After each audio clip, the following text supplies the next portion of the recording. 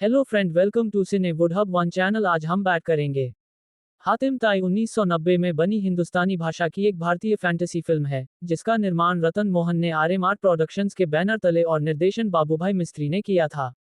इसमें जितेंद्र और संगीता बिजलानी ने अभिनय किया है, लक्ष्मीकांत प्यारेलाल ने संगीत दिया है और हसन कमाल ने गीत लिखे हैं।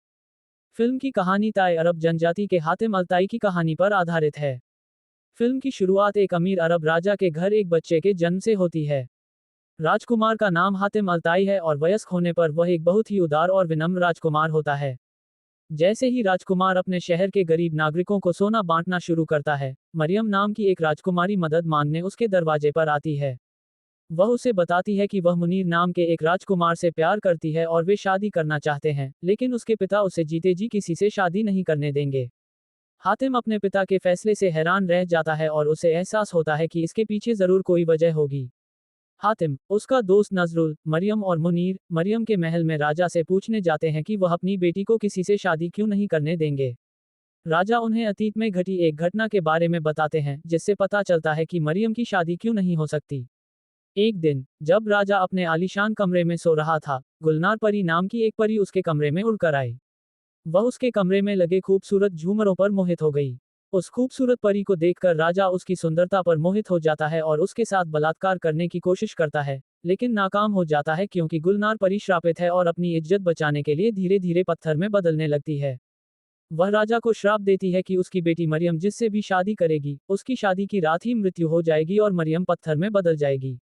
जैसे ही गुलनार परी पत्थर में बदलने लगती है, राजा क्षमा याचना करता है।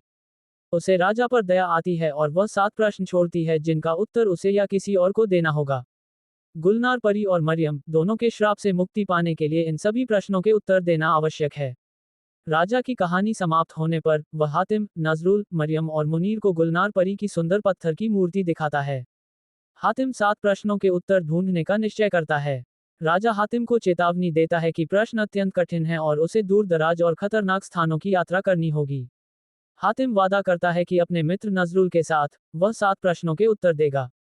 हातिम और नजरुल 7 प्रश्नों के उत्तर ढूंढने के लिए यात्रा पर निकल पड़ते हैं। धीरे धीरे वे इन प्रश्नों को हल करने लगते हैं। हर बार जब किसी प्रश्न का उत्तर मिलता है तो गुलनार परी का एक अंश जीवित हो उठता है। प्रश्नों के उत्तर ढूंढते हुए हातिम की मुलाकात एक परी से होती है जो बिल्कुल गुलनार परी जैसी दिखती है। वह बताती है कि वह गुलनार परी की जुड़वां बहन परी बानो है।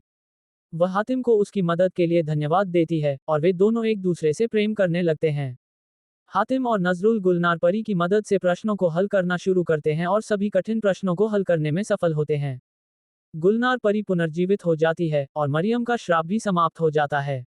हातिम, परी बानो, मरियम और मुनीर जश्न मनाते हैं और अपनी शादी की तैयारी शुरू करते हैं। आखिरी खोज में हातिम का सामना जादूगर कमलाक से होता है। कमलाक के खास शब्द हैं जिन जिन जिंदू जिंदारा। वह हातिम के साथ खोजों को पूरा करने में आखिरी बाधा है।